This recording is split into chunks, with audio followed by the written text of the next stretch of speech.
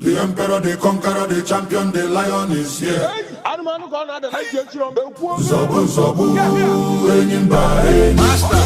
Toya dike, nenu dike.